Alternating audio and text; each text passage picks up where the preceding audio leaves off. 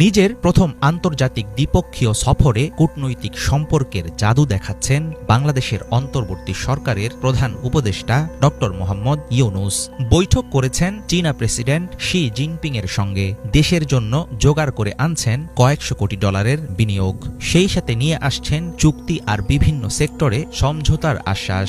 ২৮ March শুক্রবার বেইজিংয়ের great হল of the পিপলে নিজ নিজ দেশের স্বার্থ সংশ্লিষ্ট বিষয় নিয়ে আলোচনা করেন দুই রাষ্ট্রনেতা। হাসিনা সরকারের পতনের পর অধ্যাপক মোহাম্মদ ইউনূসের নেতৃত্বে গঠিত অন্তর্বর্তী সরকারকে চীন শুধু সমর্থনই জানায়নি, বরং জোরদার করেছে সামরিক ও অর্থনৈতিক সহযোগিতা।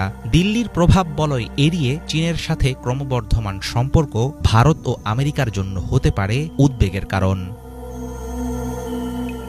সীমান্তে হত্যাকাণ্ড, পানি বন্টন সংকট এবং ক্ষমতাচ্যুত আওয়ামী লীগ সরকারের অতিরিক্ত ভারত ঘনিষ্ঠ নীতির কারণে তলানিতে ঠেকেছে নয়াদিল্লির সঙ্গে ঢাকার সম্পর্ক।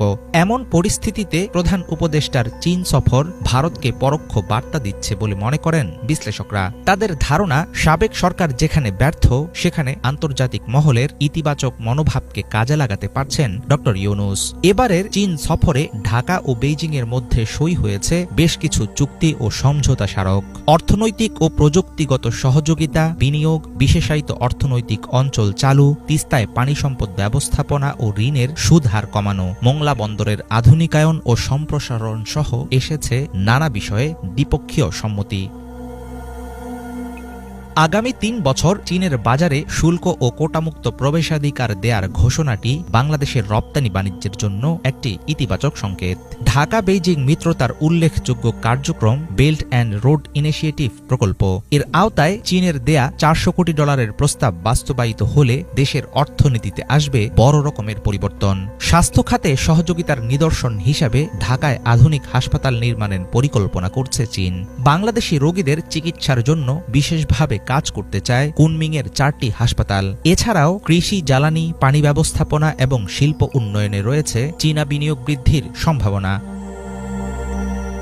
চীনের ঋণ সুবিধা নিলেও পশ্চিমা দেশগুলোর সঙ্গে কৌশলগত ভারসাম্য বজায় রাখার চেষ্টা করছে বাংলাদেশ। বেইজিংয়ের কাছ থেকে একতরফা আর্থিক সুবিধা নেয়াই শেষ কথা নয়, বরং বাংলাদেশকে একটি নিরপেক্ষ ভূরাজনৈতিক শক্তি হিসাবে প্রতিষ্ঠা করা ড ইউনূসের এবারের চীন সফরের অন্যতম লক্ষ্য। বিশ্লেষকরা মনে করেন, অন্তর্বর্তী সরকারকে সতর্ক থাকতে হবে যেন বাংলাদেশের অর্থনীতিতে বজায় থাকে যুক্তরাষ্ট্র ও ইউরোপের বিনিয়োগ প্রবাহ।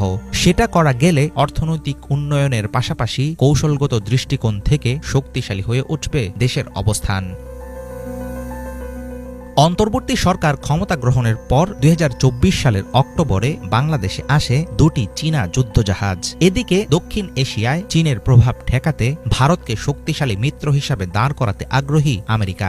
ভারতীয় কূটনীতিকদের ধারণা, বাংলাদেশ যদি চীনের সঙ্গে প্রতিরক্ষা ও অবকাঠামোতে গভীর সম্পর্ক গড়ে তোলে, তাহলে আঞ্চলিক ক্ষমতার ভারসাম্যে আসতে পারে গুরুত্বপূর্ণ পরিবর্তন।